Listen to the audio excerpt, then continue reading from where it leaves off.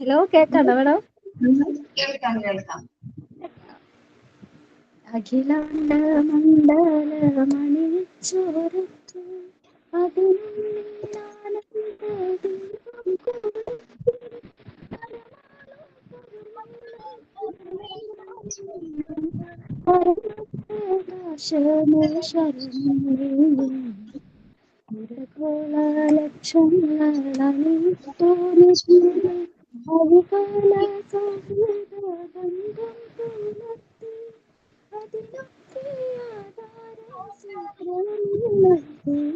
കുടികൊള്ളും സത്യമേ ശരണം.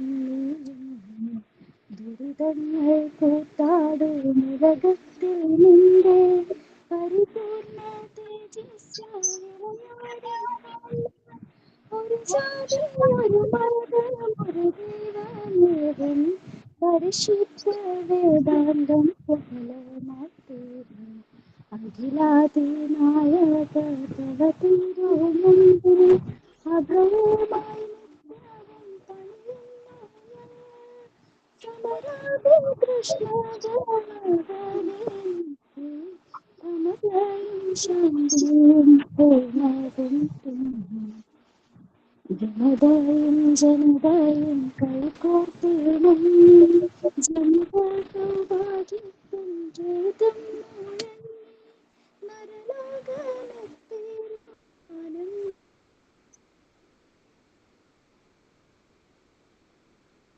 Okay, thank you.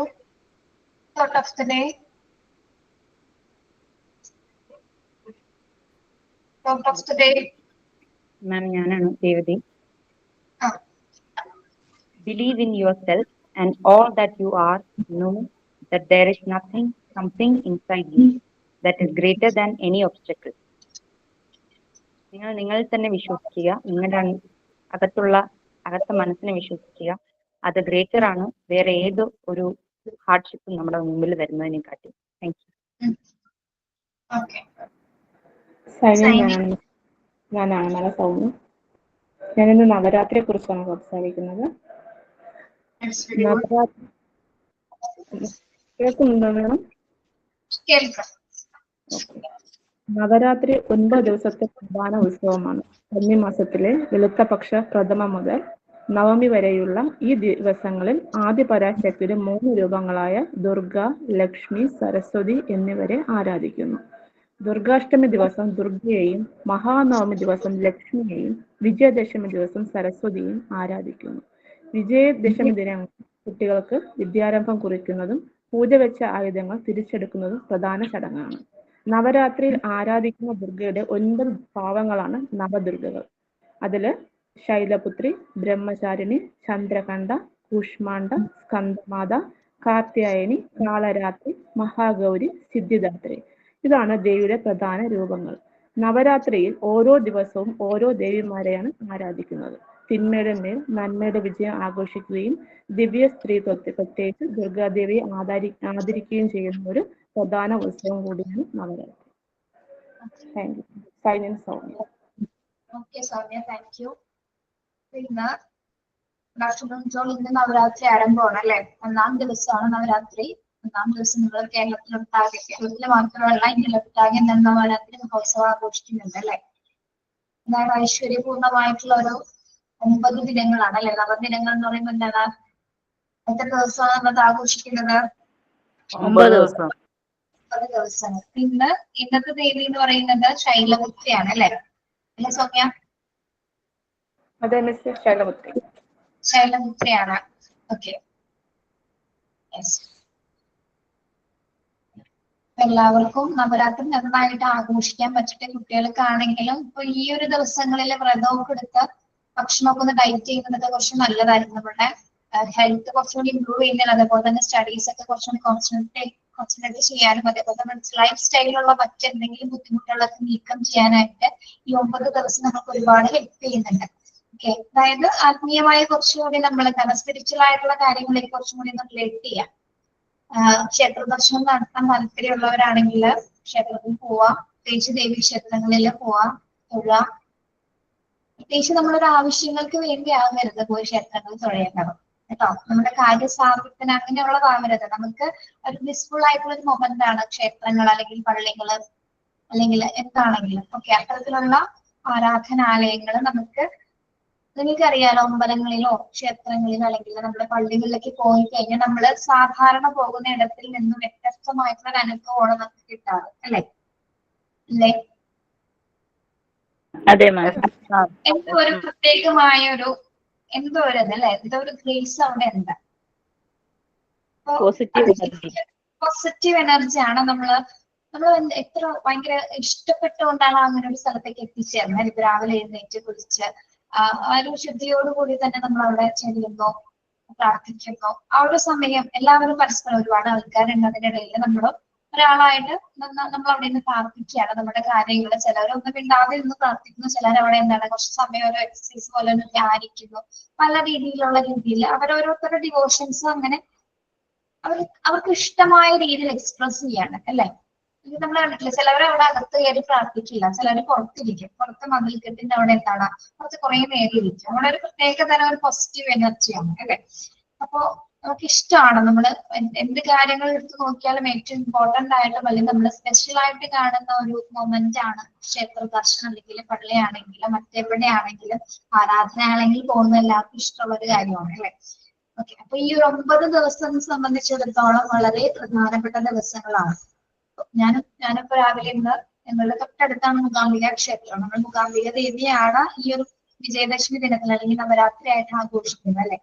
രാവിലെ പോയി തൊഴുതു, വളരെ സുന്ദരിയായിരിക്കുകയാണ് ദേവി. വളരെ സുന്ദരിയായ നല്ലൊരു പുഞ്ചിരിയോടുകൂടിയ മുഖത്തോടുകൂടിയാണ് ഇരിക്കുന്നത്. നല്ല ഭംഗിയുണ്ടെന്ന് കാണാനായിട്ട്. നമ്മൾ ചെല്ലുമ്പോ നമ്മളെ നോക്കി ചിരിക്കുന്ന പോലെയാണ് എനിക്ക് തോന്നിയത്. അത്രയ്ക്ക് സുന്ദരിയായിട്ട്, അതിസുന്ദരി, പറയാൻ വാക്കുകളില്ല, അതേപോലെ മനോഹരമായി അലങ്കരിച്ചിരിക്കുകയാണ്. ചുറ്റും ഇവിടെയുള്ള മൂകാംബിക ക്ഷേത്രം എന്ന് പറഞ്ഞാൽ ചുറ്റും വെള്ളമാണ്. ഓക്കെ, വെള്ളം എന്ന് പറയുമ്പോൾ വെള്ളത്തിൽ താമരകളാണ്. ഓക്കെ, മഴക്കാലത്ത് കുറച്ചുകൂടി വെള്ളം നന്നായിട്ട് ഉയരും.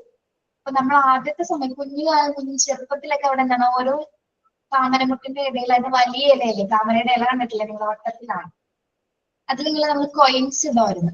പക്ഷെ ഇപ്പൊ അത് നിരോധിക്കപ്പെട്ടിട്ടുണ്ട്. അന്ന് പഴയൊരു ഓർമ്മയാണ് അത്. ഇപ്പൊ ഇന്ന് ചെല്ലുമ്പോൾ വലിയൊരു താമര, അതിന്റെ നവരാത്രി സ്പെഷ്യൽ ആയിട്ട് ഉണ്ടായ പോലെ തോന്നി. ഇത് ഭംഗിയാണെന്ന് അറിയോ, നല്ല ഭംഗിയായിട്ട് ഉയർന്നു നിൽക്കുന്നുണ്ട്. അതിന് ചുറ്റുമാണ് ദേവി ഇരിക്കുന്നത്. താമരമുട്ടിൽ നിങ്ങൾ സരസ്വതിനെ കണ്ടിട്ടില്ലേ? അതേപോലെ തന്നെയാണ് ആ അമ്പലം എന്ന് പറയുന്നത്. അപ്പൊ കാണാത്തവരുണ്ടെങ്കിൽ മൂകാംബിക എപ്പോഴെങ്കിലും ദർശിക്കുന്നുണ്ടെങ്കിൽ ഇവിടെ വരിക കേട്ടോ. വിജയദശമിയാണ് ഇവിടെ ഏറ്റവും പ്രാധാന്യം. എപ്പോ വേണമെങ്കിലും നമുക്ക് തൊഴാം. ഓക്കെ, അതായത് നമ്മൾ കൊല്ലൂർ മൂകാംബിക എന്ന് കേട്ടിട്ടില്ലേ നിങ്ങളെ? കൊല്ലൂർ മൂകാംബിക കർണാടകയിലുള്ള ശങ്കരാചാര്യർ തപസ്സിരുന്ന, ഓക്കെ, അതേ പ്രസൻസ് തന്നെയാണ് ഇവിടെ ഉള്ളത്. അതായത് ഇവിടുത്തെ ഒരു ഐതിഹ്യ പ്രകാരം നമ്മളൊരു 6 മണി 7 മണി ആ ഒരു ടൈം വരെ മൂകാംബിക ദേവി, കൊല്ലൂർ മൂകാംബിക ദേവി ആ ഒരു സമയം വരെ ഇവിടെ ഉണ്ടായിരിക്കും എന്നാണ് പറയുന്നത്. അത് കഴിഞ്ഞിട്ടാണ് അങ്ങോട്ടേക്ക് ദർശനത്തിന് പോകുന്നത്. അതൊരു ഐതിഹ്യമൊക്കെ ഉണ്ട്. ഓക്കെ, അപ്പൊ ഇന്നിപ്പോ രാവിലെ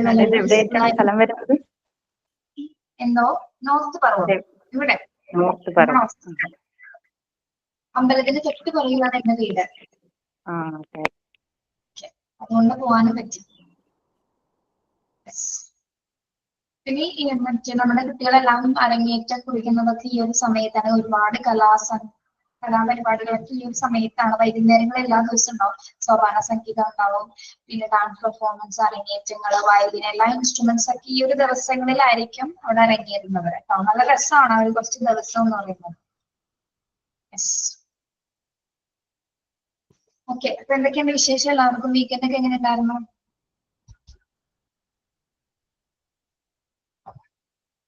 സാറ്റർഡേ സൺഡേസ് എങ്ങനെ ഉണ്ടായിരുന്നു? നന്നായി പോയി.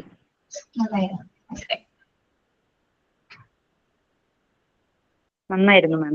ഒരു എക്സാം ഒക്കെ ഉണ്ടായിരുന്നു, അത് ഫിനിഷ് ആയിട്ടുണ്ട്. ഇന്ന് ക്ലാസ്സിലെ സ്ട്രെങ്ത് കുറവാണോ?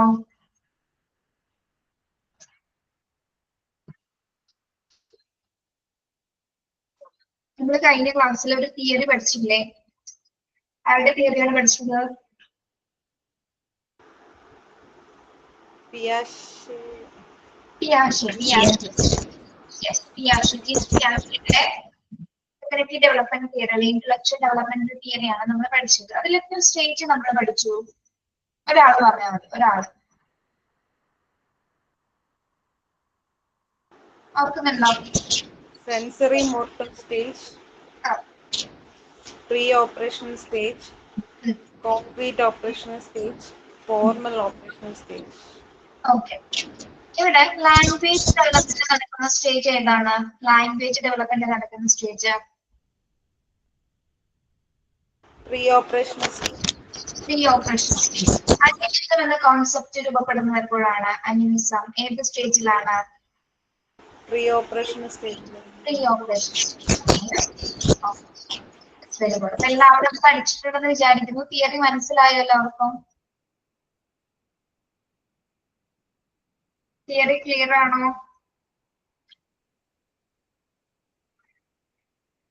Yes, ma'am. പറയൂ. ഓക്കെ, ക്ലിയർ ആണ്. ശരി. ഡെവലപ്മെന്റിന്റെ കുറച്ച് ഭാഗങ്ങൾ ഇൻട്രൊഡക്ഷൻ കഴിഞ്ഞ ക്ലാസ്സിൽ പറഞ്ഞിരുന്നു. ഇനി നെക്സ്റ്റ് നോക്കുന്നത് എന്താണ്? Major development changes of cognitive ability during this period they are. Major development changes of cognitive ability. ഇപ്പൊ ഈ ഒരു പീരീഡിൽ, അതായത് കോൺക്രീറ്റ് ഓപ്പറേഷൻ സ്റ്റേജിലെ, കോൺക്രീറ്റ് ഓപ്പറേഷൻ സ്റ്റേജ് എന്ന് പറഞ്ഞാൽ ഏത് വയസ്സ് മുതൽ ഏത് വയസ്സ് വരെ എന്നാണ് നമ്മൾ പഠിച്ചത്? ഏത് വയസ്സാണ്? 7 to 11. 7 to 11.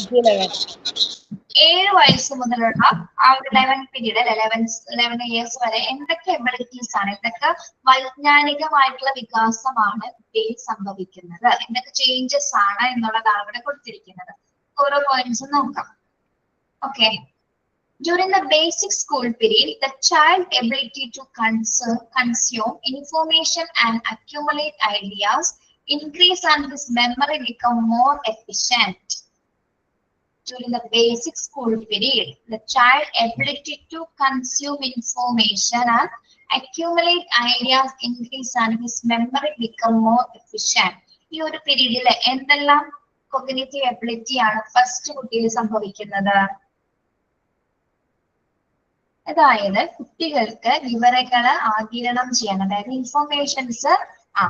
ഇൻഫോർമേഷൻസ് വിവരങ്ങളാണെങ്കിലും ആശയങ്ങളാണെങ്കിലും എന്താണ്, അതിനൊക്കെ ആഗിരണം ചെയ്യാനും അതിനെ ഓർത്ത് വെക്കാനായിട്ടും, അതായത് ഒരു മെമ്മറി കപ്പാസിറ്റി. മെമ്മറി എന്ന് പറഞ്ഞാൽ എന്താ? മെമ്മറി എന്താണ്?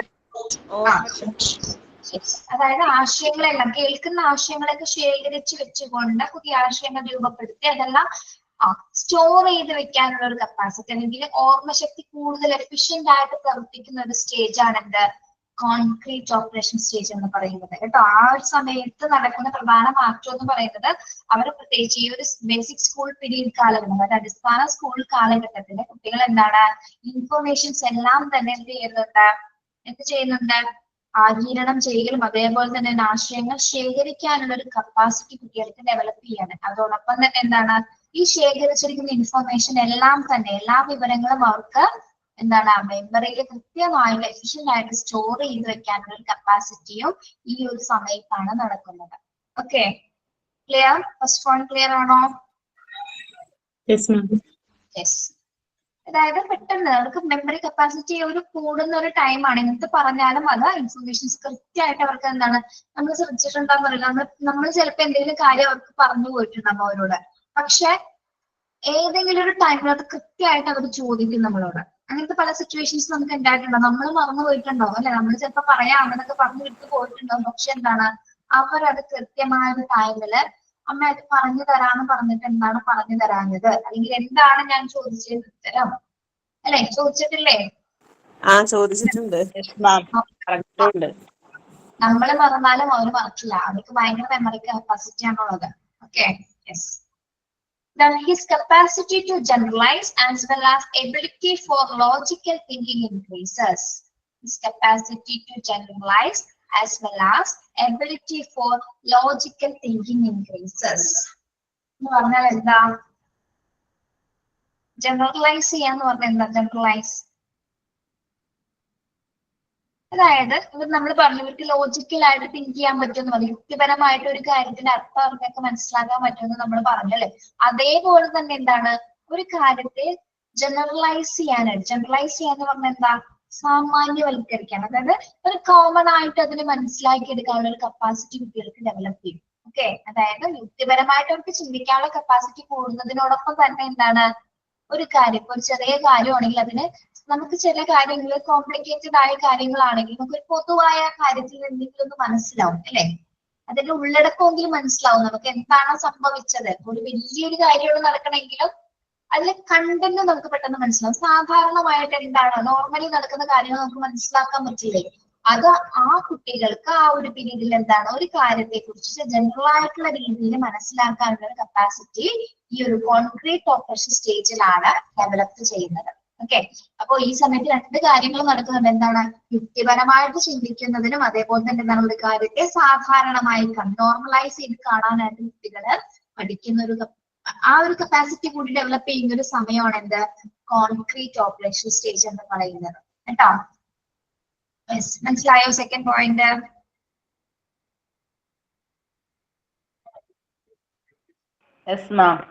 Yes. The child become more efficient in selecting, developing, and applying cognitive operations in relation to material objects. The child become more efficient in selecting.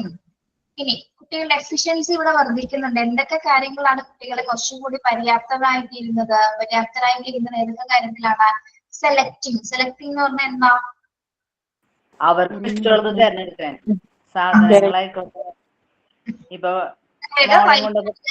പ്രവർത്തനങ്ങൾ അവർക്ക് ഇഷ്ടമുള്ളതുപോലെ തിരഞ്ഞെടുക്കാനോ അത് ഇഷ്ടമുള്ള രീതിയിൽ ഡെവലപ്പ് ചെയ്യാനും അത് എങ്ങനെ, അതായത് വൈജ്ഞാനിക പ്രവർത്തനം എങ്ങനെ ചെയ്യണം എന്നുള്ളത് കുട്ടികൾക്ക് അവരുടെ എന്താണ് അവരുടേതായ ഇഷ്ടത്തിൽ അവിടെ കാര്യങ്ങൾ ചെയ്യണം അല്ലെ. നമ്മൾ നിർബന്ധിക്കാതെ തന്നെ എന്താണ് കുട്ടികൾ തന്റേതായിട്ടുള്ള സ്വാതന്ത്ര്യത്തോടു കൂടി അല്ലെങ്കിൽ അവരുടെ സെലക്ഷൻ കപ്പാസിറ്റി എന്ന് വെച്ചാൽ തിരഞ്ഞെടുക്കാനുള്ള അല്ലെ, എന്ത് ചെയ്യണം ഏതാണ് ചെയ്യേണ്ടതെന്ന് തിരഞ്ഞെടുക്കാനുള്ള കപ്പാസിറ്റിയാണ് നമ്മൾ ഡെവലപ്പ് ചെയ്യുന്നത്. ഓക്കെ, അത് എങ്ങനെയുള്ള ഓപ്പറേഷൻസിലൂടെയാണ് കുട്ടികൾ ചെയ്യുന്നത്? ഇങ്ങനെയുള്ള ഓപ്പറേഷൻസിലൂടെയാണ്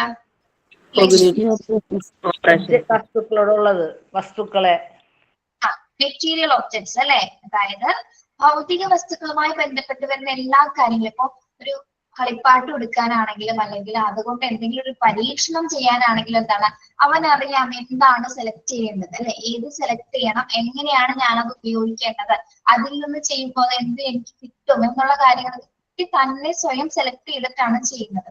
ഓക്കെ, ഇപ്പൊ നമ്മൾ പരീക്ഷണത്തിന് ഒരു 5 വസ്തുക്കൾ കൊടുത്തു എന്ന് വിചാരിക്കാം. എക്സ്പെരിമെന്റ് ചെയ്യാനായിട്ട് 5 വസ്തുക്കൾ കൊടുത്തിട്ടുണ്ട്. വേണ്ട, ഒരു 2 എണ്ണം കൊടുക്കാം. ചെറിയ കുട്ടികളെ 2 വസ്തുക്കൾ എന്ന് പറയുമ്പോൾ എക്സ്പെരിമെന്റ് ചെയ്യാനായിട്ട് കുട്ടികൾക്ക് നമുക്ക് എന്തൊക്കെ കൊടുക്കാം? എന്തൊക്കെ കൊടുക്കാൻ പറ്റും? പഞ്ചസാര,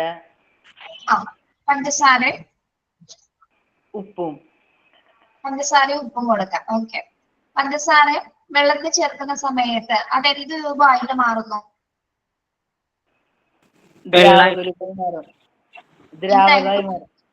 ദ്രാവക രൂപം. പഞ്ചസാര ലായനിയോ? വേറെന്തെങ്കിലും പേരുണ്ടോ അതിന്? പഞ്ചസാര ലായനി ആയിട്ട് മാറുകയാണ് അല്ലെ. ഓക്കെ, അപ്പൊ നമ്മൾ ആദ്യം ആ ഒരു പരീക്ഷണം കൊടുത്തു, പിന്നെ ഒരു പരീക്ഷണം കൂടി നമ്മൾ കൊടുക്കുകയാണ്. ഏതാണ്? പിന്നെ ഉപ്പ്. ഈ ലായനിയിൽ മിക്സ് ചെയ്യാത്ത രീതിയിൽ വേറെ എന്തെങ്കിലും ഒരു പരീക്ഷണം പറയൂ. വെള്ളം ഫ്രിഡ്ജിൽ വെച്ച് ഐസ് ആവുന്നത്. വെള്ളം ഫ്രിഡ്ജിൽ വെച്ച് ഐസ് ആവുന്നത് അല്ലെ. അപ്പൊ നമ്മൾ ഈ 2 ആക്ടിവിറ്റി കൊടുത്തിട്ടുണ്ടല്ലേ, 2 ആക്ടിവിറ്റി നിനക്ക് ചെയ്യാനുണ്ട് എന്ന് പറയുന്ന സമയത്ത് കുട്ടി അവർക്ക് ഇഷ്ടമുള്ളത് സെലക്ട് ചെയ്യാം അല്ലെ. അപ്പൊ സെലക്ട് ചെയ്യാനുള്ള ഒരു കപ്പാസിറ്റി ആർക്കുണ്ട്? കുഞ്ഞിനുണ്ട്. ഈ ഒരു സമയത്ത് അപ്പൊ അവനറിയാൻ പറ്റും ഇതിൽ ഏതായിരിക്കും കുറച്ചുകൂടി എളുപ്പം, അല്ലെങ്കിൽ അവനത് കണ്ടെത്താൻ ആഗ്രഹമുള്ള ആക്ടിവിറ്റി ഏതാണെന്ന് കുട്ടി ചിന്തിക്കുക. ആ ഒരു സമയത്ത് നമ്മൾ പറഞ്ഞ ഇവിടെ ലോജിക്കൽ തിങ്കിങ് നടക്കുന്നുണ്ട്, വ്യക്തിപരമായിട്ട് കുഞ്ഞ് ചിന്തിക്കുന്നുണ്ട്. അപ്പൊ ഏറ്റവും ഇൻട്രസ്റ്റ് കൂടുതൽ ചിലപ്പോ എന്തിനോടായിരിക്കും കുട്ടിക്ക്? എന്ത് എക്സ്പെരിമെന്റ് ചെയ്യാനായിരിക്കും? പഞ്ചസാര ലായനിയായി മാറുന്നത് കാണാനുള്ള ഒരു ടെൻഡൻസി ആയിരിക്കുള്ളൂ ചിലപ്പോ അല്ലെ, അല്ലെങ്കിൽ ഐസായി മാറുന്നത് കാണാം. ഏതാണെങ്കിലും എന്താണ് അവൻ അവൻ ഇഷ്ടമുള്ള രീതിയിലാണ് അത് തിരഞ്ഞെടുക്കുന്നത്. ഓക്കെ, അങ്ങനെ തിരഞ്ഞെടുക്കുക, സെലക്ടിങ് കപ്പാസിറ്റി, അതാണ് നിങ്ങൾ മനസ്സിലാക്കുന്നത്. ഇങ്ങനെ അത് തിരഞ്ഞെടുക്കാനുള്ള ഒരു കപ്പാസിറ്റി ഒരു സമയത്ത് ഡെവലപ്പ് ചെയ്യുന്നുണ്ട്. ഏത് സ്റ്റേജിലാണ് അത് ഡെവലപ്പ് ചെയ്യുന്നത്? ഏത് സ്റ്റേജിലാണ്? കോൺക്രീറ്റ് ഓപ്പറേഷൻ സ്റ്റേജ് മറന്നു വരുന്നട്ടോ. Concrete operation stage. Okay, then at this stage the child tends to live in a world of make believe of which he himself is a creator. At this age the child tends to live in a world of make believe of which he himself is a creator. എന്ന് പറഞ്ഞാൽ എന്താണ്? ഈ ഒരു സ്റ്റേജിലെ കുട്ടിക്ക് സ്വയം ഒരു തോന്നൽ ഉണ്ടാവുകയാണ്. എന്ത് തോന്നലാണ് രൂപപ്പെടുന്നത്? ഞാൻ ഭൂമിയിലൊരു സൃഷ്ടിയാണ്, ക്രിയേറ്റ് ചെയ്തിട്ട് അവര് ഞാനൊരു ക്രിയേറ്റർ ആണ്, ഈ ലോകത്തിന്റെ ക്രിയേറ്റർ ഞാനാണെന്നൊരു ഭാവം കുട്ടിയിൽ രൂപപ്പെടുന്നു അല്ലെ? അതായത് നമ്മളിപ്പോ പറഞ്ഞില്ലേ, ഇപ്പൊ സെലക്ട് ചെയ്യാന്ന് പറയുന്നത് എന്താണ്? നമ്മൾ തിരഞ്ഞെടുക്കാനുള്ള സ്വാതന്ത്ര്യം വന്നു, യുക്തിപരമായിട്ട് ചിന്തിക്കാനുള്ള ഒരു കപ്പാസിറ്റി ഉണ്ട് അല്ലെ? ഇൻഫർമേഷൻസ് അറ്റൈൻ ചെയ്യാനും അത് ഓർത്തു വെക്കാനുള്ള കപ്പാസിറ്റിക്ക് വന്ന സമയത്ത് കുട്ടിക്ക് സ്വയമായിട്ട് എന്ത് തോന്നും? എനിക്ക് ഓൾറെഡി ഒക്കെ ചെയ്യാൻ അറിയാം, ഞാൻ തന്നെ ചെയ്യാവുന്നുള്ളൂ, അല്ലെങ്കിൽ ഒരു നമ്മൾ എന്താ പറയാ, ഇവിടെ ശരിക്കും രൂപപ്പെടുന്ന ഒരു പ്രോസസ്സാണ് ഈ നമ്മളെ അഹംഭാവം എന്ന് പറയില്ലേ? അഹംഭാവം എന്താണ്? ഞാൻ തന്നെ ചെയ്യാന്നുള്ളൊരു ഭാവം. എനിക്ക് ചെയ്യാവുന്നേ ഉള്ളൂ അല്ലെ, എനിക്ക് ചെയ്യാൻ അറിയാം എന്നുള്ളൊരു ഓവർ കോൺഫിഡൻസ് രൂപപ്പെടും അല്ലെ? ഞാൻ തന്നെയാണ് ഇതിന്റെ ക്രിയേറ്റർ എന്നത് ഒരു തോട്ട്. അത് ഇങ്ങനെ ഈ ഒരു സ്റ്റേജിൽ സംഭവിക്കുന്നതാണ്. നമ്മൾക്കായി ഉണ്ടായിട്ടില്ല ഇങ്ങനെയൊക്കെ ഒരു തോട്ട് ഉണ്ടായിട്ടില്ലേ? എനിക്കൊക്കെ ചെയ്യാൻ പറ്റും, എനിക്കറിയാം എന്നുള്ളൊരു തോന്നൽ. യെസ്, അതൊക്കെ എന്താണ്? ഈ ഒരു സ്റ്റേജിന്റെ ഭാഗമായിട്ട് നടക്കുന്ന സൈക്കോളജിക്കൽ ആയിട്ടുള്ള ഡെവലപ്മെന്റ്സ് ആണെങ്കിൽ വൈജ്ഞാനികപരമായിട്ടുള്ള വികാസങ്ങളാണ്. ഓക്കെ, നമ്മുടെ ചിന്തയിലും പ്രവൃത്തിയിലൊക്കെ മാറ്റം വരുന്ന സമയത്താണ് ഇത്തരത്തിലുള്ള മാറ്റങ്ങൾ നമുക്ക് സംഭവിക്കുന്നത്. ഓക്കെ, എന്റെ മോനിപ്പോ 3 years ആണ് മാം. അപ്പോ ഇതുപോലെയാണ് മോന് എന്ത് കാര്യം ചെയ്യുന്ന, ഡ്രസ് ഇടുന്നതാവട്ടെ അല്ലെങ്കിൽ വാഷ്റൂമിൽ പോകുന്നതാവുന്ന എല്ലാ കാര്യവും ഞാൻ ചെയ്യാം. അതാ എന്ത് കാര്യം എടുത്താലും, ഫുഡ് കഴിക്കാനായിട്ട് ഞാൻ ചെയ്യാം. ഇപ്പൊ എല്ലാം സെൽഫായിട്ട് ചെയ്യണമെന്നുള്ള അവർക്ക് കോൺഫിഡൻസ് ആവുന്ന ഒരു സമയം കൂടിയാണ്. പക്ഷെ ചില കാര്യങ്ങൾ പക്ഷെ അങ്ങനെ ചെയ്യുമ്പോൾ എന്തെങ്കിലും തരത്തിലുള്ള ഡിഫിക്കൽട്ടീസും വരാൻ സാധ്യതയുണ്ട്. അവർ ഓവർ കോൺഫിഡൻസ് ആയിട്ട് ചെയ്യില്ലേ? അപ്പൊ പക്ഷെ നമ്മൾ അതെ ഇതുപോലെ ഇങ്ങനെ അതെ മാം, വാഷ്റൂമിൽ പോകുന്നു എന്ന് പറഞ്ഞ് സെൽഫായിട്ട് കയറി യൂറോപ്യനിൽ ഇരുന്നിട്ട് സ്വയമേ ഇറങ്ങാൻ നോക്കി. അപ്പം വെള്ളമാണല്ലോ, വാഷ്റൂമിൽ പോയിട്ട് വെള്ളം തന്നെ തെന്നി വീണു. അപ്പൊ ഞാൻ അവിടെ സൈഡിൽ നിൽപ്പുണ്ട്. ഞാൻ പറഞ്ഞ അമ്മ പറഞ്ഞില്ലേ നീ വീഴുന്ന്.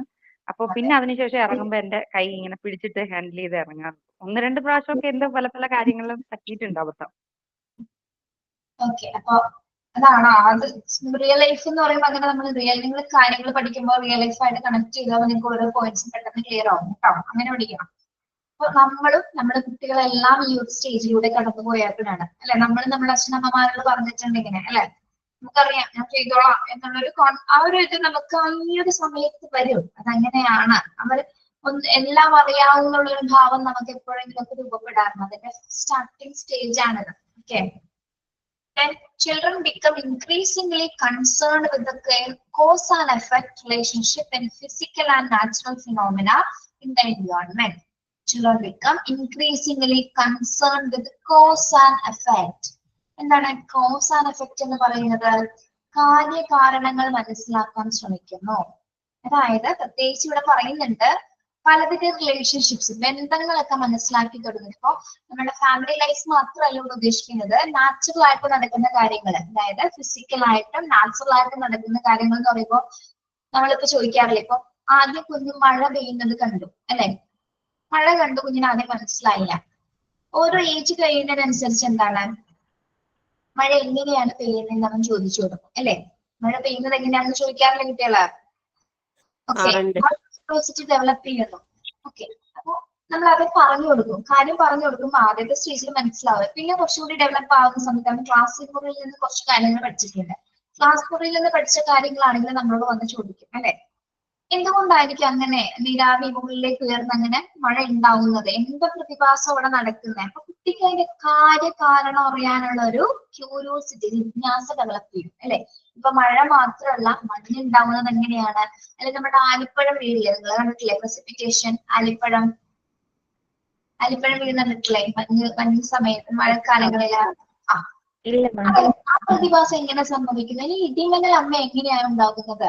നമ്മൾ പറഞ്ഞു കൊടുത്താൽ എന്താണ് അതെങ്ങനെ അവിടെ സംഭവിക്കുന്നു? പിന്നെയും പിന്നെയും അവിടെ ചോദ്യങ്ങൾ ഇങ്ങനെ വന്നുകൊണ്ടേയിരിക്കും അല്ലെ? ചോദ്യം ചോദിക്കാനുള്ള ജിജ്ഞാസ കുട്ടികൾക്ക് അവിടെ വർദ്ധിച്ചുകൊണ്ടിരിക്കും. അതേപോലെ കാര്യകാരണങ്ങൾ അറിയണം. അവർക്ക് നിർബന്ധമാണ്. എന്താണ് അങ്ങനെ?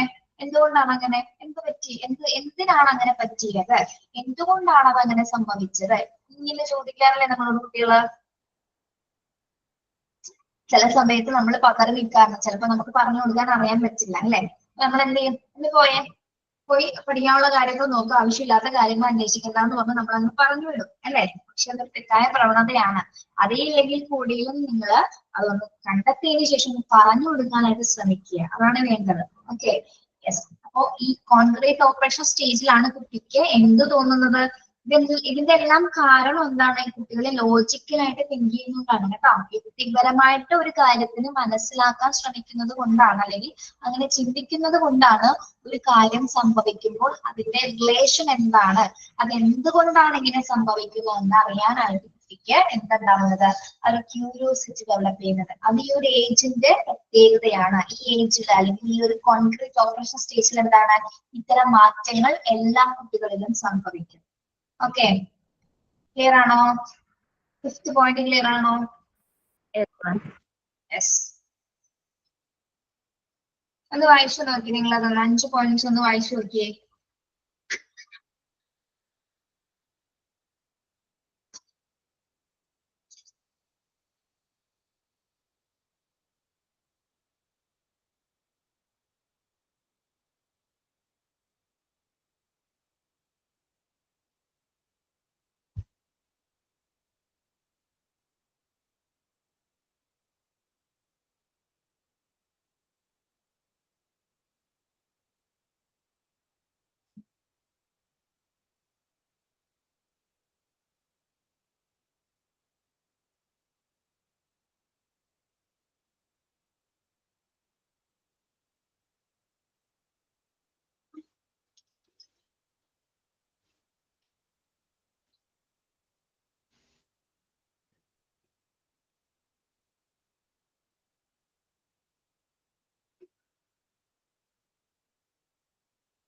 ഓക്കെ, ക്ലിയർ ആണോ എല്ലാവർക്കും?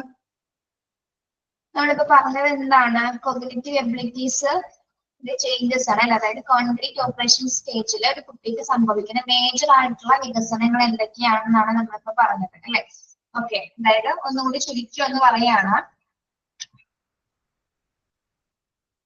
ഓക്കെ, എന്താണ് ഫസ്റ്റ് പോയിന്റിൽ പറയുന്നത്? കുട്ടിക്ക് കൃത്യമായിട്ട് എന്താണ് ഈ ഒരു പീരീഡില് ഇൻഫർമേഷൻസ് കൃത്യമായിട്ട് ശേഖരിക്കുവാനും അതേപോലെ തന്നെ ഓർമ്മ മെമ്മറി കപ്പാസിറ്റി കൃത്യമായിട്ട്, അതായത് എഫിഷ്യന്റ് ആയിട്ട് ഉപയോഗിക്കാൻ കഴിയുന്ന ഒരു സമയമാണ് എന്താ കോൺക്രീറ്റ് ഓപ്പറേഷൻ സ്റ്റേജ് എന്ന് പറയുന്നത്.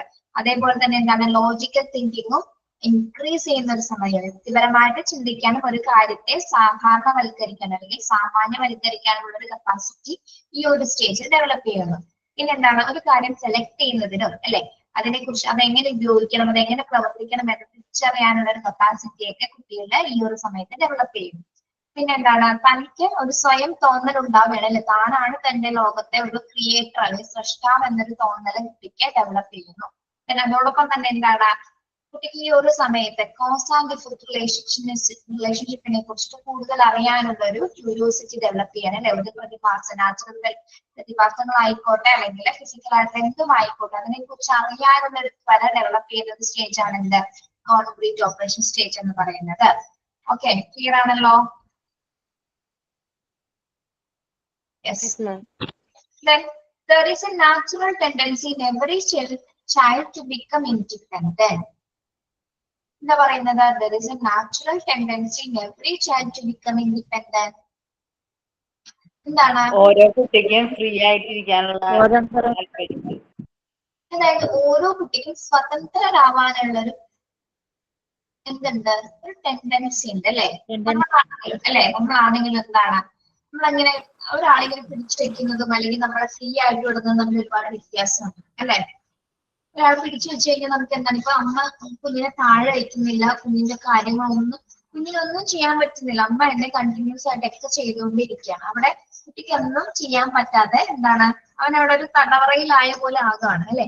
പക്ഷെ ആ കുഞ്ഞിനൊന്ന് നമ്മൾ ഓപ്പൺ ആയിട്ട് വിടാണ്, തുറന്നു വിടുകയാണെങ്കിൽ എന്താണ് അവന്റെ എല്ലാ പ്രവർത്തനങ്ങളും അവന് വളരെ ഫ്രീ ആയിട്ട് സ്വതന്ത്രമായിട്ട് ചെയ്യാനായിട്ട് സാധിക്കും അല്ലെ. അങ്ങനെ ചില അമ്മമാര് ചെയ്യാറുണ്ട്. അത് ചിലപ്പോ ഓവർ സ്നേഹം കൊണ്ടായിരിക്കാം, അല്ലെങ്കിൽ മറ്റുള്ളവർ ചിലപ്പോൾ ആരും നോക്കാനില്ലാത്തത് കൊണ്ടായിരിക്കാം, എല്ലാ കാര്യങ്ങളും കുഞ്ഞിനെ ചെയ്യുന്നതുകൊണ്ടായിരിക്കാം. അങ്ങനെ ചെയ്യുന്നവരുണ്ട്, ഇല്ല നമ്മൾ പറയാൻ പറ്റില്ല. അപ്പൊ എന്താണ്, പക്ഷെ അവന്റെ കപ്പാസിറ്റിയാണ് അവിടെ ഇല്ലാതാവുന്നത് അല്ലെ. അവന് ഫ്രീ ആയിട്ട് ചെയ്യേണ്ട ആക്ടിവിറ്റീസിന് ഒരാളെ ഡിപ്പെൻഡ് ചെയ്ത് ചെയ്യേണ്ട ഒരു സിറ്റുവേഷൻസിലേക്ക് കുഞ്ഞു പോകുകയാണ്. Okay, yes. എല്ലാ കുട്ടികളും എന്താണ് സ്വതന്ത്രരാകാനുള്ള ഒരു സ്വാഭാവിക പ്രവണത എല്ലാ കുട്ടികളിലുണ്ട്. Then the child wants to explore the movement and gain control over his soft muscles and develop better coordination. ഞാൻ പറഞ്ഞ പോലെ തന്നെ എന്താണ്, നമ്മൾ കുട്ടികളെ ഈ അടക്കി പിടിച്ച് അല്ലെങ്കിൽ വീട്ടുമുറിയിൽ അടച്ചു വളർത്തുകയാണെങ്കിൽ എന്താണ് അവരുടെ എല്ലാ പ്രവർത്തനങ്ങളും അവർക്ക് ചെയ്യാൻ പറ്റുമോ? അവർക്ക് ഓരോ സ്റ്റേജിൽ നടക്കുന്ന കാര്യങ്ങള് നമ്മളിങ്ങനെ പിടിച്ചു വെക്കുന്നതോടെ അവർക്ക് ചെയ്യാൻ പറ്റുമോ? യെസ്, അവർക്ക് എക്സ്പ്ലോർ ചെയ്യാൻ പറ്റില്ല. പ്രത്യേകിച്ച് അവരുടെ ഒരു ഫിസിക്കൽ ഡെവലപ്മെന്റ്സും മെന്റൽ ഡെവലപ്മെന്റ്സും അവിടെ നടക്കില്ല. നമ്മളൊരു മുറിക്കുള്ളിൽ അടച്ചിട്ട് കുട്ടീനെ വളർത്തുകയാണെങ്കിൽ എന്താണ് ഒരു മൂവ്മെന്റ്സ് അവിടെ നടക്കില്ല അല്ലെ. ശരിക്കും പറഞ്ഞാൽ നമ്മൾ അവിടെ ശരിക്കും ഒരു ജയിലിൽ ഇടുന്ന പോലെ തന്നെയാണ്. കുട്ടീന്റെ ഒരു പ്രവർത്തനങ്ങൾ അവിടെ നടക്കാതെ പോലെ, പ്രത്യേകിച്ച് ഒരു കോർഡിനേഷൻസ് അവിടെ സംഭവിക്കുന്നില്ല. ബോഡി കോർഡിനേഷൻസ് വരെ എന്താണ് ഡെവലപ്പ് ചെയ്യാനുണ്ടാവും, സിറ്റുവേഷൻ ഉണ്ടാവും. If opportunities are not given to them for such analysis, they are not likely to become self-confident and likely to lag behind in developing motor skills. ഇനി നമ്മള് അവർക്ക് self confidence കൊടുക്കാനുള്ള ഒരു ആക്ടിവിറ്റീസും കൊടുക്കാതെ, അല്ലെങ്കിൽ അവരെ മോട്ടോർ സ്കിൽസ് ഡെവലപ്പ് ചെയ്യാനുള്ള ഒരു അവസരങ്ങൾ കൊടുക്കാതിരുന്നാല് എന്ത് സംഭവിക്കുമെന്നാണ് പറയുന്നത്? യെസ് അല്ലെ, അവർക്ക് സെൽഫ് കോൺഫിഡൻസ് ഉണ്ടാവില്ല, മോട്ടോർ സ്കിൽസ് ഡെവലപ്പ് ചെയ്യാതിരിക്കും. Okay, children generally start speaking words like ba, pa, ma. Around 6 months are gradually their vocabulary increases. നമുക്കറിയാം കുട്ടികള് ഫസ്റ്റ് സ്റ്റാർട്ട് ചെയ്ത് തുടങ്ങുന്ന സമയത്ത് എന്തൊക്കെയാണ് സംസാരിക്കുന്നത്? അല്ലെ, ഇതാണ് പറയുന്നത്. Okay, yes. ഒരു 6 months ആവുന്ന സമയത്ത് എന്താണ് അവരുടെ വൊക്കാബുലറി, അതായത് ഇതേപോലത്തെ സൗണ്ട്സുകളിലെ വ്യത്യാസം വരും അല്ലെ. ഈ പാപ്പാമാന്ന് തന്നെയായിരിക്കും കണ്ടിന്യൂ ചെയ്ത് വിളിക്കുന്നത്? അല്ല. അതിനൊരു കാര്യം പറയട്ടെ കേട്ടോ. ഈ ക്വസ്റ്റ്യൻ പേപ്പറിൽ ചിലപ്പോ ബാബാ ബാ, പാപ്പാപ്പ, മാമാമ, സാസാസ എന്നുള്ള രീതിയിലൊക്കെ എക്സ്പ്ലനേഷൻ അല്ലെ ഓപ്ഷൻസ് ഉണ്ടായിരിക്കും കേട്ടോ. നിങ്ങൾ ഈ ടെക്സ്റ്റിൽ ബാ പാ മാ എന്ന് മാത്രമേ ഉള്ളൂ കണ്ടിട്ടുള്ളൂ, അത് മാത്രമല്ല ആൻസർ എന്ന് വിചാരിക്കരുത്, ഇത് മാത്രമാണ് ആൻസർ എന്ന് വിചാരിക്കരുത്. ഇതേ ലെറ്റേഴ്സ് വേറെ രീതിയിൽ നമ്മൾ കൊടുക്കാം. ഓക്കെ, ടാ ചിലപ്പോ ടി എ എന്നായിരിക്കും ഓപ്ഷൻ കൊടുക്കുന്നത്. ഇതിലുള്ളത് ചിലപ്പോ ഒന്നും കൊടുത്തിട്ടുണ്ടാവില്ല. അപ്പോഴും എന്താണ് ആൻസർ ചെയ്യേണ്ടത്? അത് തന്നെയാണ് ആൻസർ ചെയ്യേണ്ടത് കേട്ടോ. കുഞ്ഞിന് എന്താണ്, കുഞ്ഞിന് പലതരത്തിലുള്ള സൗണ്ട് പുറപ്പെടുവിക്കാം. അപ്പൊ നിങ്ങൾ ഇതിൽ കണ്ടില്ല, ടെക്സ്റ്റിൽ കണ്ടാകുന്നത് ബാ പാ മാന്ന് തന്നെയാണ്, അത് തന്നെ ഞാൻ ആൻസർ ചെയ്യുമെന്ന് വിചാരിക്കരുത് കേട്ടോ. മനസ്സിലായോ പറഞ്ഞത്? അപ്പൊ എന്താണ് വേണ്ടത്? ലോജിക്കലായിട്ട് ചിന്തിക്കുക. അവിടെയാണ് നമ്മൾ ചിന്തിച്ച് ആൻസർ ചെയ്യണമെന്ന് പറയുന്നത്. ടീച്ചർ നമ്മുടെ ടെക്സ്റ്റ് ബുക്കിൽ ഉള്ളത് പോലെ തന്നെ പഠിക്കാനല്ല പരീക്ഷ എഴുതുന്നത് അല്ലെ. അതിൽ നിന്ന് അതേപോലെ വ്യത്യസ്തമായിട്ടുള്ള ആൻസറുകൾ ഉണ്ടായിരിക്കും. അപ്പൊ അത് നമുക്ക് കണ്ടെത്താനായിട്ടുള്ള കപ്പാസിറ്റി നമുക്ക് ഉണ്ടായിരിക്കണം. അപ്പൊ എന്താ വേണ്ടത്? ക്വസ്റ്റ്യൻ നന്നായി വായിക്കുക, ഓപ്ഷൻസ് വായിക്കുക.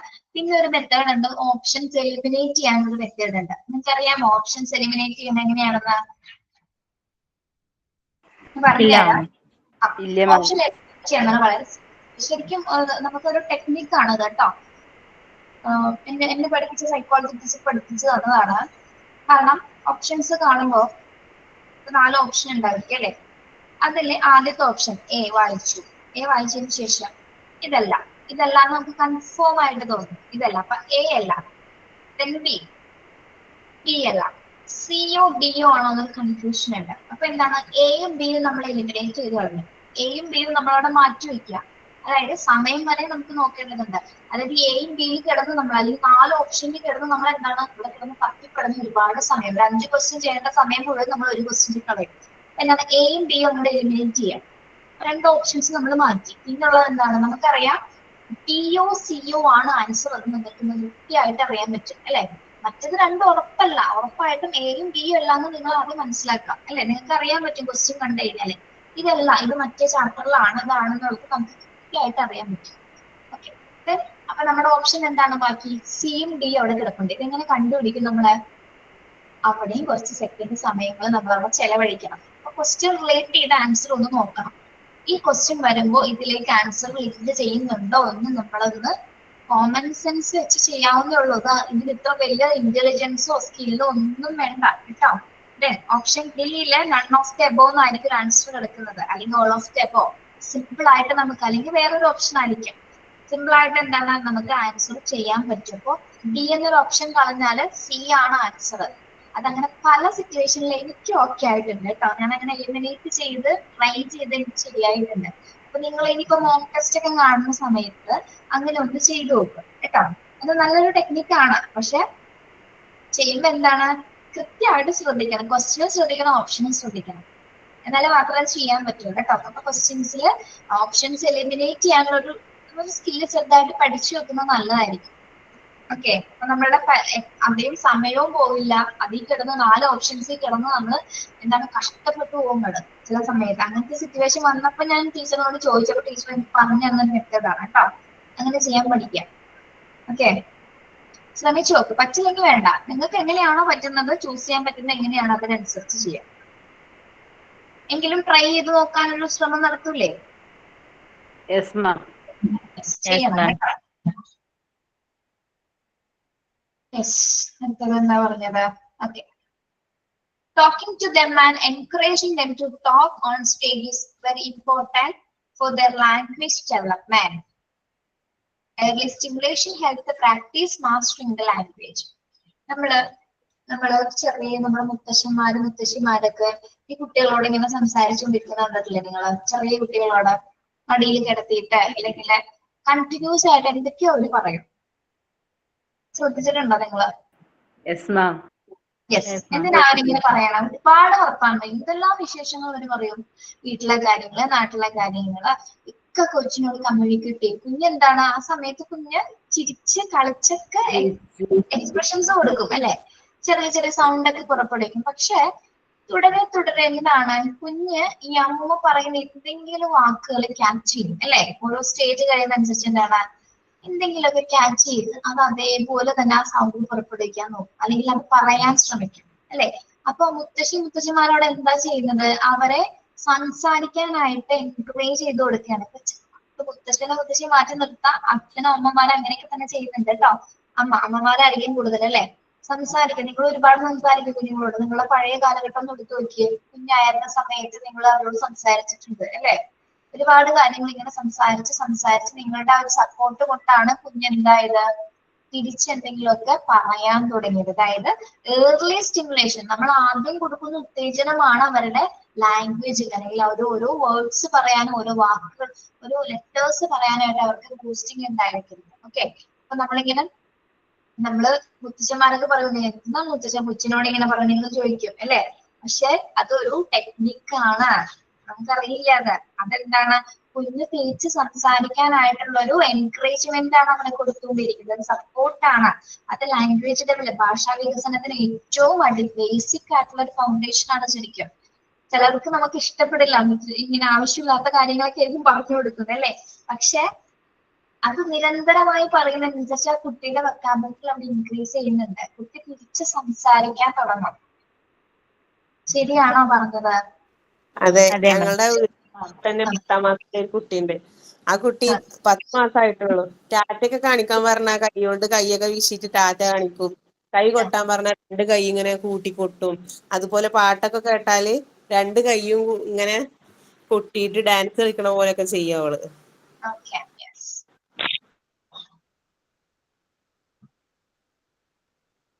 അപ്പൊ നമ്മള് ചെറുപ്പത്തില് ഇങ്ങനെ കൊടുക്കുന്ന ഈ എൻകറേജ്മെന്റ് ആണ് കുട്ടികൾ എന്താണ് അവരുടെ ലാംഗ്വേജിന് ഒരു അടിത്തറ പാകുന്നത് എന്ന് മനസ്സിലാക്കാം കേട്ടോ. There are many children who do not get the right kind of environment during childhood days. നമ്മള് എല്ലാ കുട്ടികൾക്കും പക്ഷെ എന്താണ് ഇതേപോലൊരു ചുറ്റുപാട് കിട്ടണമെന്നില്ല അല്ലെ. ഇപ്പൊ മുത്തശ്ശിയോ അല്ലെങ്കിൽ ഇപ്പൊ തിരക്കായിട്ടുള്ള പാരന്റ്സ് ഒക്കെ ഉള്ള കുട്ടികളാണെങ്കിൽ അല്ലെ, ചിലപ്പോ നമ്മൾ എന്താണ് ചിലപ്പോൾ ഹോം കെയറിലാക്കി പോകുക, അല്ലെങ്കിൽ ഡേ കെയറിലൊക്കെ ആക്കിയിട്ടായിരിക്കും കുട്ടികളെ നമ്മളെ ജോലിക്കൊക്കെ പോകുന്ന അത്തരം സിറ്റുവേഷൻസിൽ എന്താണ് അവിടെ നിന്ന് കിട്ടുന്ന അറിവുകൾ മാത്രമേ കുട്ടികൾക്കുള്ളൂ. അവിടെ നിന്ന് കിട്ടുന്ന അറിവുകൾ എന്ന് പറയുമ്പോൾ എന്തായിരിക്കും, നമ്മുടെ ഈ പാരന്റ്സ് കൊടുക്കുന്ന അതേ സ്നേഹം തന്നെ ടേക്ക് കെയർ ചെയ്ത് കിട്ടുമെന്ന് നിങ്ങൾക്ക് തോന്നുന്നുണ്ടോ? ഇല്ല.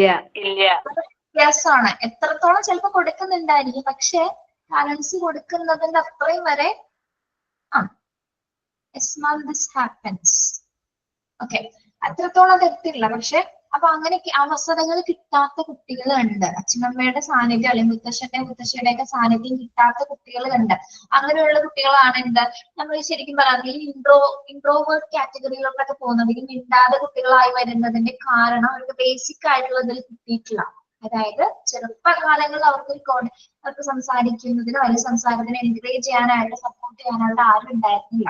ഓക്കെ, അത്തരം സിറ്റുവേഷൻ ഉള്ള കുട്ടികൾക്കാണ് എന്താ ഈ സംസാരത്തിലോട്ടോ അല്ലെങ്കിൽ മറ്റു പ്രവർത്തികളിലേക്കൊക്കെ നടന്ന് പുറകിലോട്ട് മാറാൻ പിൻവലിഞ്ഞു നിൽക്കുന്ന കുട്ടികളെ കണ്ടിട്ട് നമ്മള് ആ ഒരു സിറ്റുവേഷൻസ് ഇതുപോലെ തന്നെ നമ്മളെ വീടിനടുത്ത് പാരന്റ്സ് രണ്ടുപേരും വെളിയില, കുഞ്ഞു അവരുടെ കൂടെ ഉണ്ട്. പക്ഷെ ആദ്യമൊക്കെ സംസാരിക്കും, പിന്നെ അവർ രണ്ടുപേരും ജോലി തിരക്കൊക്കെ ആയപ്പോ ഡേ കെയർ വിട്ടു. പിന്നെ കുഞ്ഞു ഒട്ടും സംസാരിക്കത്തില്ല. ഇപ്പൊ നാട്ടിൽ കൊണ്ടുവന്ന സ്പീച്ച് തെറാപ്പി ഒന്നും സംസാരിക്കില്ല, തൊട്ട് കാണിക്കും, വിശക്കുമ്പോ വയറെ തൊട്ട് കാണിക്കും. ഇപ്പൊ 4-4.5 വയസ്സായി, ഒന്നും മിണ്ടത്തില്ല. പക്ഷെ അതിന് സംസാരിക്കുന്ന പ്രോബ്ലം ഒന്നുമില്ല, പക്ഷെ അതിനറിയത്തില്ല, കമ്മ്യൂണിക്കേറ്റ് ചെയ്യാൻ ആരുമില്ല. അവർ രണ്ടുപേരും ജോലി കഴിഞ്ഞ് വരുമ്പോഴത്തേന് ഒരു മെയിൻ പ്രശ്നമായിട്ട് വന്നതിന്. ശരിയാണ്. ഓക്കെ, വളരെ കഷ്ടമാണ് അല്ലേ അത്? അതെ മാം. Yes. There is no one to support them and any facility, even if they have all the potential, the environmental conditions prevailing at home tend to cartoon അല്ല കേട്ടോ, ഹിൻഡർ മാർക്കട്ടെ. നിങ്ങള് ഈ കാർട്ടൂൺ എന്ന വാക്ക് വെട്ടാം. കാർട്ടൂൺ എന്ന വാക്ക് കട്ട് ചെയ്തേ. അവിടെ hinder എന്നാക്കാം. Hinder, HINDER. hinder means തടസ്സം. HINDER, hinder. Hinder their growth and development. നമ്മളിവിടെ പറയുന്നത് എന്താണെന്ന് അറിയാമോ?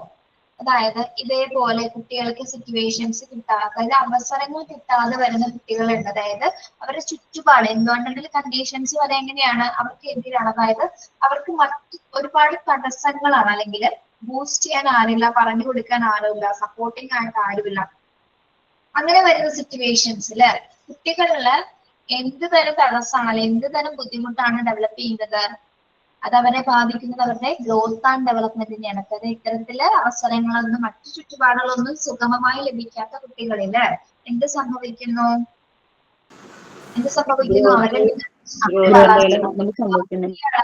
അവരുടെ വളർച്ചയും വികസനത്തിനും കാരണമാവും. അവരുടെ വളർച്ചയും വികാസത്തിനുമാണ് അത് തടസ്സമാക്കുന്നത്. Okay, yes. അതായത് നമ്മൾ പറഞ്ഞ ശരിയല്ലേ, ഓരോ കുട്ടിക്കും ഓരോ സ്റ്റേജിൽ കിട്ടേണ്ട കാര്യങ്ങൾ അതാത് സ്റ്റേജിൽ കിട്ടിയില്ലെങ്കിൽ അവിടെ എന്തുണ്ടാവും? അവിടെയാണ് ഫെയിലിയേഴ്സ് സംഭവിക്കുന്നത്. അല്ലെങ്കിൽ അവിടെ പലതരത്തിൽ അത് കുട്ടിയുടെ ആ ഒരു ഇൻഡിവിജ്വൽ പേഴ്സണാലിറ്റിനെ തന്നെയാണ് അത് ഇല്ലാതാക്കുന്നത് അല്ലെ. അപ്പൊ കിട്ടേണ്ട കാര്യങ്ങൾ അതാത് സമയത്ത് നടക്കാത്ത സിറ്റുവേഷൻസിലാണ് പലതരം, ഇനി വലുതാവുന്ന സമയത്ത് പലതരം മറ്റ് ഡിഫിക്കൽട്ട് ആയിട്ടുള്ള കോംപ്ലിക്കേഷൻസ് ആയിട്ടുള്ള സാഹചര്യങ്ങളിലേക്ക് കുട്ടികൾ പോകുന്നത്. ഓക്കെ, അതായത് പറഞ്ഞു കൊടുക്കാൻ ആരുമില്ല, പ്രത്യേകിച്ച് പറയാൻ അല്ലെങ്കിൽ അവർക്ക് സംസാരിക്കാനായിട്ട്.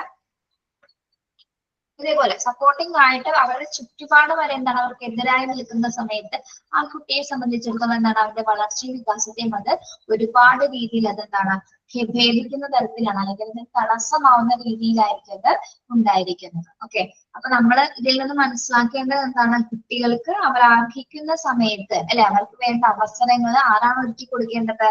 പാരന്റ്സ് ആണ് അല്ലെ.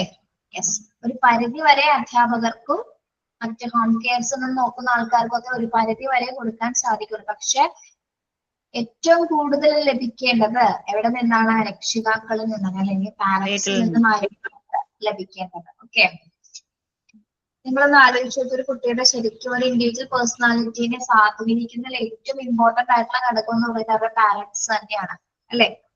ആണോ? നമുക്കറിയാലോ നമ്മുടെ പാരന്റ്സ് എത്രത്തോളം നമുക്ക് ഇമ്പോർട്ടന്റ് ആയിരുന്നു അല്ലെ. നമ്മൾ ഒരു പരിധി കഴിഞ്ഞ സമയത്തല്ലേ നമ്മളത് മനസ്സിലാക്കിയത് അല്ലേ? ആദ്യത്തെ സമയത്ത് അറിയില്ലായിരുന്നു. പിന്നീട് എനിക്ക് തോന്നുന്നു നിങ്ങളുടെ മാരേജ് കഴിഞ്ഞപ്പോഴല്ലേ നിങ്ങളുടെ ഉപ്പയും ഉമ്മയും അല്ലെ അമ്മയും അച്ഛനൊക്കെ അപ്പച്ചും ഉമ്മച്ചിയൊക്കെ എത്ര ഇമ്പോർട്ടന്റ് ആണ് നിങ്ങൾക്ക് മനസ്സിലായത്. അതെ.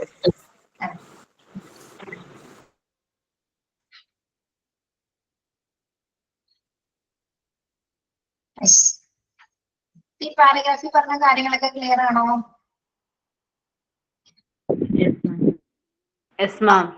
പോയതിനു ശേഷം ടെക്സ്റ്റ് ബുക്കുകൾ ഒന്നുകൂടി ഒന്ന് വായിക്കുന്നുണ്ട്. ക്ലാസ് കഴിഞ്ഞതിന് ശേഷം ടെക്സ്റ്റ് ബുക്കുകൾ വായിക്കുക. റിവൈസ് ചെയ്ത് പോകാതിരുന്ന നിങ്ങൾ കാര്യങ്ങളൊക്കെ മറന്നു. ചില കുട്ടികൾ എക്സാം എഴുതുന്നത് എങ്ങനെയാണെന്ന് അറിയോ? നിങ്ങൾ വിചാരിക്കുന്ന പോലെയല്ല. ചിലവർ പഠിക്കാൻ എക്സാം എഴുതാറുണ്ട്. അതായത് ക്ലാസ് കണ്ട് കേട്ട അറിവുകൾ വെച്ചിട്ട് എക്സാം എഴുതുന്ന ഒരുപാട് കുട്ടികളുണ്ട്. അങ്ങനെ ഒരുപാട് പേരുടെ എക്സ്പീരിയൻസ് ഷെയർ ചെയ്തിട്ട് പറയുന്നത് കേട്ടോ. കോൺവൊക്കേഷൻ വരുമ്പോഴാണ് പറയുന്നത്. ഞാൻ ക്ലാസ് എല്ലാം കേട്ടിട്ടുണ്ട്, മോക്ക് ടെസ്റ്റ് അറ്റൻഡ് ചെയ്തിട്ടുണ്ട്. ഇരുന്ന് പഠിക്കാനുള്ള ഒരു സമയം ഉണ്ടാക്കിയിട്ടില്ല. ആ ക്ലാസ്സുകളിൽ കേട്ട കാര്യങ്ങൾ വെച്ചിട്ടാണ് ഞാൻ ഓപ്ഷൻസ് ആൻസർ ചെയ്തു പോയിരുന്നത്. അങ്ങനെ പഠിക്കുന്ന ഒരുപാട് പേരുണ്ട് കേട്ടോ. അപ്പൊ ക്ലാസ് അത്രയും നിങ്ങൾ അക്സെപ്റ്റ് ചെയ്യുന്നതിനനുസരിച്ച് നിങ്ങൾക്ക് എക്സാം എഴുതാൻ പറ്റും. അങ്ങനെയും വേറൊരു ഇതുണ്ട്, വേറൊരു ടെക്നിക്കാണത്. അപ്പൊ അത് അത്രത്തോളം നമ്മൾ അക്സെപ്റ്റ് ചെയ്യണം. ക്ലാസ് അത്രത്തോളം ഉൾക്കൊണ്ട് മനസ്സിലാക്കിയാൽ മാത്രമേ ചിലർക്ക് അങ്ങനെ ഒരു കപ്പാസിറ്റി ഉണ്ട്, ക്യാച്ച് ചെയ്യാൻ പറ്റും അല്ലെ. ടീച്ചർ ചില ക്വസ്റ്റ്യൻ കാണുമ്പോൾ ടീച്ചർ അന്ന് ക്ലാസ്സിൽ പറഞ്ഞത് അങ്ങനെ ഇല്ലല്ലോ, ഈ ഓപ്ഷൻ ആണ് ശരിയെന്ന് നമുക്ക് തോന്നും. അങ്ങനെ ആൻസർ ചെയ്യാൻ പറ്റും. അങ്ങനെ ഇപ്പൊ ഹോസ്പിറ്റൽ അഡ്മിനിസ്ട്രേഷൻ പഠിക്കുന്ന ആൾക്കാരും ഉണ്ട്. അങ്ങനെ നമ്മുടെ ഡിപ്ലോമ PG-കൾ അങ്ങനെയുള്ള കുട്ടികളും പറയാറുണ്ട്, മോണ്ടിസോറിലെ കുട്ടികളും പറയാറുണ്ട് കേട്ടോ.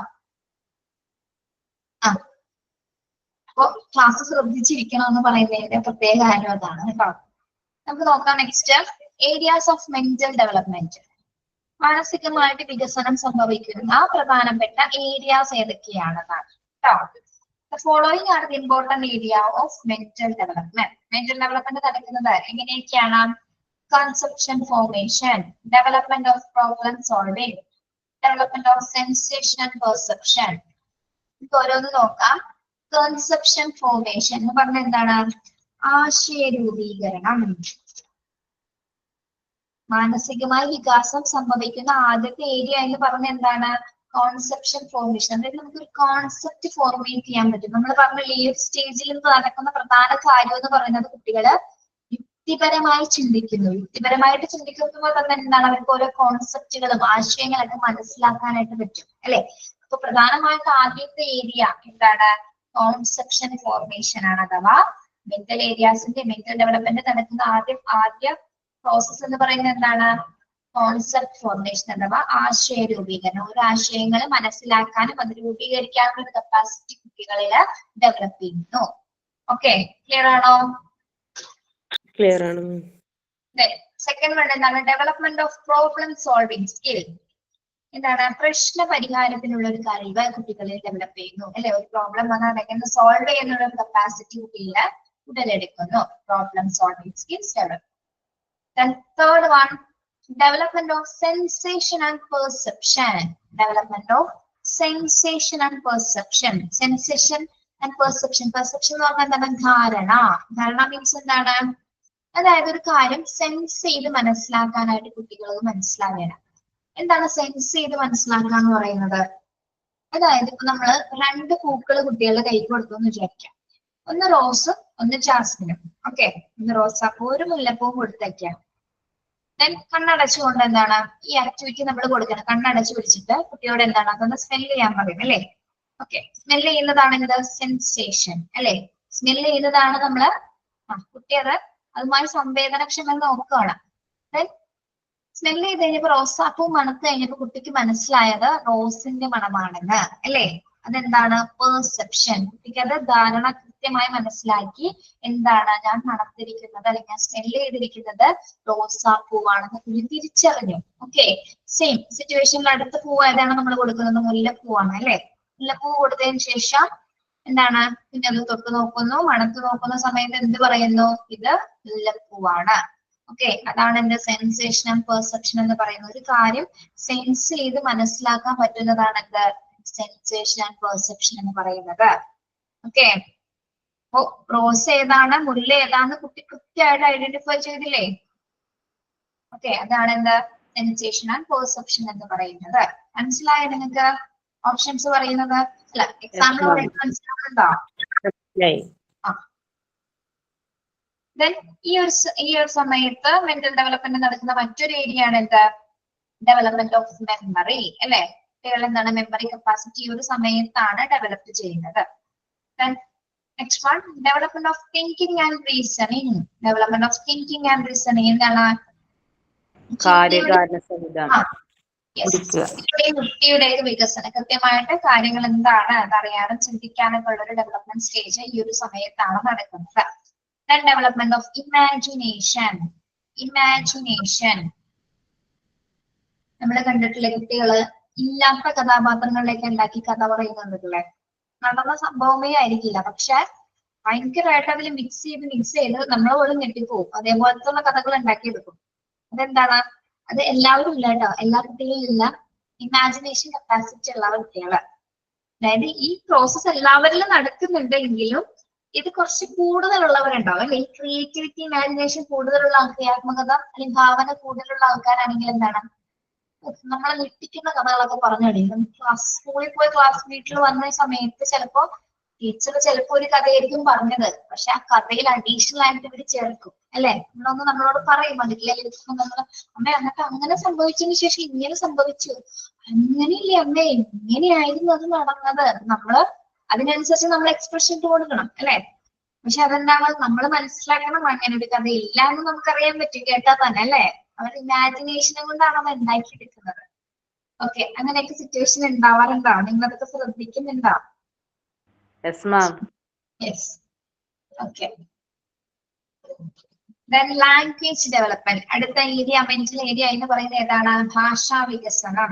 ഓക്കെ, അപ്പോ മാനസികമായിട്ട് കുട്ടികളിൽ ഈ ഒരു കൊഗ്നിറ്റീവ് ഡെവലപ്മെന്റിന്റെ ഭാഗമായിട്ട് വികസനം സംഭവിക്കുന്ന പ്രധാന ഏരിയാസ് ആണ്. വികസനം സംഭവിക്കുന്ന മാനസികമായിട്ടുള്ള പ്രധാന ഏരിയാസ് ആണ് നമ്മൾ പറഞ്ഞത്. ഏതൊക്കെയാണ്? ഒന്ന് Concepcion formation, problem solving skills, development of sensory and perception, development of memory, development of thinking and reasoning, and development of imagination and language development. Okay, clear ആണോ? Yes, ma'am. Yes. മാം ഒരു കാര്യം ചോദിച്ചോട്ടെ? ചോദിച്ചോ. നമ്മുടെ ഈ ബാച്ചിന്റെ പരിപാടി ഏത് മാസം വരുമായിരിക്കും? മറ്റേ സർട്ടിഫിക്കറ്റ് കിട്ടുന്ന ഈ ബാച്ചിന്റെ പരിപാടി ഏത് മാസം? ജൂൺ ആവുമ്പോ ജൂൺ ജൂലൈ ഒക്കെ ആവുമോ? അതെ അതെ, നിങ്ങൾ എന്താ സ്റ്റാർട്ട് ചെയ്തത്? ഇത് മെയ് ബാച്ച് അല്ലേ? മെയ് മാസം മെയ് ജൂൺ. ഓക്കെ, ജൂൺ ആവും. ജൂണൊക്കെ ആവുമല്ലോ. എക്സാം ഒക്കെ എന്നാ മാം വരാ? എക്സാം ജൂൺ ആവണോ? നമുക്ക് ഓരോ മൊഡ്യൂൾ കഴിയുന്നതനുസരിച്ച് ഒരു ടേം എക്സാം ഉണ്ടാവും. അത് പറയും, എക്സാമിന്റെ കാര്യങ്ങളൊക്കെ പറയും കേട്ടോ. നിങ്ങൾ നേരത്തെ തന്നെ അതൊക്കെ അറിയിക്കും. എന്തായാലും ജൂൺ ആയിരിക്കും കേട്ടോ ടൈം. അല്ല, എന്താന്ന് പറയാ, പരിപാടിക്ക് വരാൻ നേരത്തെ പറയാൻ വേണ്ടിയായിരുന്നു. എന്നോട് ചോദിച്ചു കേട്ടോ ഏത് മാസമായിരിക്കുമെന്ന്. വരാനായിരുന്നു. സ്ഥലം എവിടെയാ? എന്റെ സ്ഥലം കൊല്ലം, പക്ഷെ ഹസ്ബൻഡിന് വരാനായിരുന്നു കൊണ്ടുപോകാനായിട്ട്. പുറത്താ, അതാ ചോദിച്ചതേ. ഓക്കെ, അത് കറക്റ്റ് ഒരു ഡേറ്റ് കിട്ടണമെന്നാണെങ്കിൽ ഒന്ന് ഓഫീസിൽ കോണ്ടാക്ട് ചെയ്തവര് കറക്റ്റ് ആയിട്ട് ഡേറ്റ് പറയും കേട്ടോ. ഡേറ്റ് മീൻസ് ഏത് മന്താണ്. അപ്പൊ പേരെന്താണോ തന്നെ? ജോഫി. ജോഫി ഒന്ന് വേണമെങ്കിൽ നേരത്തെ കോണ്ടാക്ട് ചെയ്താലും മതി, അല്ലെങ്കിൽ ഓഫീസിൽ കോണ്ടാക്ട് ചെയ്തിട്ട് കോഴ്സ് എന്താണ് കറക്റ്റ് ചെയ്യുന്നത് എന്നുള്ളത് ചോദിക്കുക. അപ്പൊ റീസൺ പറയണം കേട്ടോ. ഇതേപോലെ ഏത് നമ്പറിൽ നമ്മള് പേയ്മെന്റ് ചെയ്യുന്ന നമ്പറിലായിരിക്കുമോ? അല്ലെങ്കിൽ നമ്മൾ ടെക്നിക്കൽ ടീമിനെ വിളിച്ചാലും മതിയാവും. ടെക്നിക്കൽ ടീമിന്റെ നമ്പർ ഉണ്ടോ ഇവിടെ? എന്റെ കയ്യില് നമ്പറില്ല, പേയ്മെന്റ് ചെയ്യുന്ന നമ്പരേ ഉള്ളൂ. നമ്മള് ഫീസ് അടയ്ക്കത്തില്ലേ? അതൊന്ന് ടീച്ചർ ചോദിച്ചിട്ട് പറയാം കേട്ടോ. അടുത്ത ക്ലാസ്സിൽ പറയാം. നാളെ ഒന്ന് പറയുന്നേ ടീച്ചറെ? നാളെ പറയാം. ഓക്കെ കേട്ടോ. ശരി. നമുക്ക് ഇന്ന് വൈൻഡപ്പ് ചെയ്യാലോ? സൈൻ ഔട്ട് ആരെങ്കിലും ഉണ്ടോ? ഞാനുണ്ട്. ആരോഗ്യകരമായ ജീവിതത്തിന് നാം പാലിക്കേണ്ട കുറച്ച് നിർദ്ദേശങ്ങളും കാര്യങ്ങളൊക്കെയാണ് പറയുന്നത്. അപ്പൊ ഒന്നാമതായിട്ട് സമീകൃത ആഹാരം, പഴങ്ങൾ, പച്ചക്കറി, ധാന്യങ്ങൾ, പ്രോട്ടീൻ എന്നിവ അടങ്ങിയ ഭക്ഷണം കഴിക്കുക. വ്യായാമം, ദിവസവും 30 മിനിറ്റെങ്കിലും വ്യായാമം ചെയ്യുക. ഉറക്കം, രാത്രിയിൽ 7-8 മണിക്കൂർ ഉറങ്ങുക. മാനസികാരോഗ്യം, സമ്മർദ്ദം കുറക്കാൻ യോഗ പരിശീലിക്കുക. പുകവലി ഒഴിവാക്കുക. പുകവലി ആരോഗ്യത്തിന് ഹാനികരമാണ്. മദ്യപാനം കുറയ്ക്കുക. മദ്യപാനം ആരോഗ്യത്തിന് ദോഷം ചെയ്യും. പിന്നെ ഡോക്ടറെ കാണുക. പതിവായി ഡോക്ടറെ കണ്ട് ആരോഗ്യ പരിശോധനകൾ നടത്തുക. നിങ്ങൾ തന്നെ ചോദിക്കട്ടെ, പാർട്ട് 1 കുറെ സബ്ജക്റ്റുകൾ നിങ്ങൾ പഠിച്ചില്ലേ? Nutrition, food and nutrition, health care എന്നുള്ള ചാപ്റ്റേഴ്സ് ഒക്കെ പഠിച്ചില്ലേ എല്ലാവരും? കഴിഞ്ഞോ? പാർട്ട് 1 കഴിഞ്ഞോ നിങ്ങളുടെ? ഇല്ല, പാർട്ട് 1 കഴിഞ്ഞില്ല. ഓക്കെ. ചാപ്റ്റേഴ്സ് ഒക്കെ പഠിക്കുമ്പോ നമുക്കെല്ലാം ലൈഫ് റിലേറ്റഡ് ആയിട്ടുള്ള ചാപ്റ്റേഴ്സ് അല്ലേ എല്ലാവരും? എന്ത് തോന്നുന്നു നിങ്ങൾക്ക്? അതെ അതെ. മോണ്ടിസോറി റിലേറ്റഡ് ടു ലൈഫ് ആണ് ശരിക്കും പറഞ്ഞല്ലേ. നമ്മുടെ ലൈഫ് ഏറ്റവും കൂടുതൽ അടുത്തിരിക്കുന്ന ഒരു, എല്ലാ പാഠഭാഗങ്ങളും അങ്ങനെയൊക്കെ തന്നെ, പക്ഷെ മറ്റ് കോഴ്സ് ആണെങ്കിലും പക്ഷെ ഇത് നിങ്ങൾക്ക് എല്ലാം റിലേറ്റ് ചെയ്യാൻ പറ്റും, കണക്ട് ചെയ്ത് പഠിക്കാൻ പറ്റും. അതാണ് ഇതിന്റെ പ്രത്യേകത എന്ന് പറയുന്നത്. ഓക്കെ, മറ്റ് നമ്മുടെ എഡ്യൂക്കേഷൻ കോഴ്സസ് പോലെ അല്ല. നമ്മൾ നോർമലി ഒരു അക്കാദമിക് ആയിട്ട് പഠിക്കുന്ന പോലെ അല്ല മോണ്ടിസോറി എന്ന് മനസ്സിലാക്കി തുടങ്ങിയിട്ടുണ്ടെന്ന് വിചാരിക്കുന്നു അല്ലേ? അതെ അതെ, മനസ്സിലാക്കിക്കോളൂ കേട്ടോ. അപ്പൊ കോഴ്സ് തീരുമ്പോഴേക്കും എല്ലാ കാര്യങ്ങളും കുറച്ചുകൂടി ഒരു ധാരണയാവും. നിങ്ങളിൽ തന്നെ ഒരുപാട് മാറ്റങ്ങൾ വരും. അപ്പൊ നമുക്ക് ഭയങ്കര ചെയ്യാം. Thank you so much. Have A nice day. Thank you teacher. Thank you ma'am. Thank you.